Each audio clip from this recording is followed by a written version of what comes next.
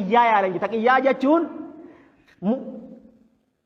if dhoysanii zaahira kan baane if dhoysanii jiraachuu barbaade. Kanumaati kana agartu Abuu Sadii yoo darga biirri kamte yoo osumaatu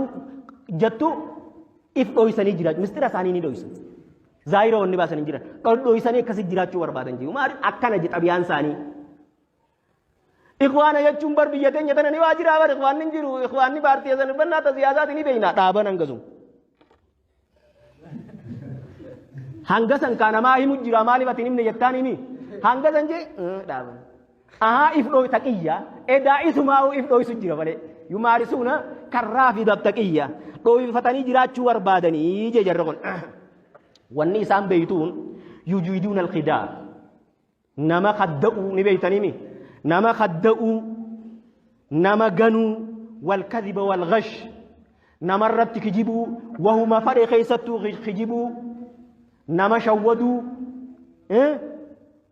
على أنه ذكاء فتن ما سينجدوا أبو كان نما شودن كنا هجو أكنا كجيبن كنا يا أبليسو ودها ومكر فتن ما اتفاقات تجد وكيد